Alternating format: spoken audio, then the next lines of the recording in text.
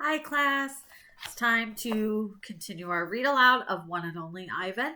Last time, they just talked about how Mac was probably upset that Ruby wasn't obeying him. Um, and Ruby had asked Ivan for another story.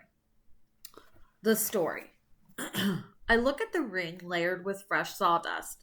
I look at the skylight, at the half hidden moon. I just thought of a story, I say. Is it a made up story or a true one? Ruby asks. A true one, Ivan says. I hope.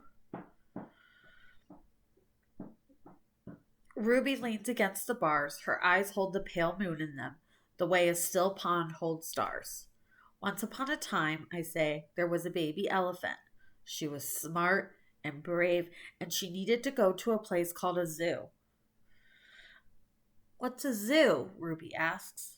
A zoo, Ruby, is a place where humans make amends. A good zoo is a place where humans care for animals and keep them safe. Did the baby elephant get to the zoo? Ruby asks. I don't answer right away. Yes, I say. How did she get there? Ruby asks. She had a friend, I say, a friend who made a promise. How? It takes a long time, but Ruby finally returns to sleep. Ivan, Bob whispers, what are you going to do? What you said about the zoo.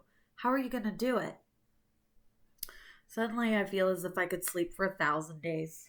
I don't know, I admit. You'll think of something, Bob says confidently, his voice trailing off as his eyes close. What if I don't? I ask, but Bob is already asleep. His little red feet dance, and I know he's running in his dreams. Remembering. Bob and Ruby sleep on.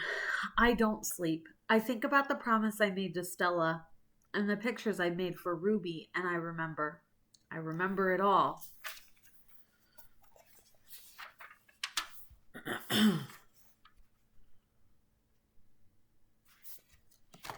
Oh, sorry. What they did.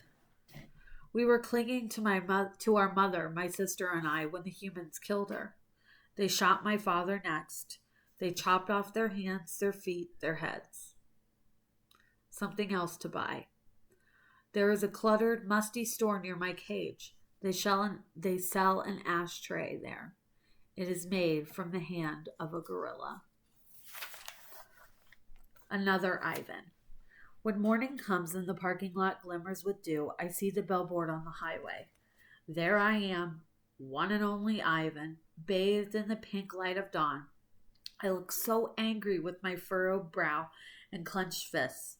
I look the way my father did the day the men came. I am, I suppose, a peaceful sort. Mostly I watch the world go by and think about naps and bananas and yogurt raisins. But inside me, hidden, is another Ivan. He could tear a grown man's limbs off his body. In the flicker of time it takes a snake's tongue to taste the air, he could taste revenge. He is the Ivan on the billboard. I stare at the one and only Ivan, the faded picture of Stella, and I remember George and Mac on their ladders adding the picture of Ruby to bring new visitors to the Exit 8 Big Top Mall and Video Arcade. I remember the story Ruby told, the one where the villagers came to her rescue. I hear Stella's kind, wise voice. Humans can surprise you sometimes. I look at my fingers coated in red paint, the color of blood, and I know how to keep my promise. Okay, we're going to stop there. What do you think Ivan is going to do with the red paint? Let me know. I'm very interested what you think. Bye, guys.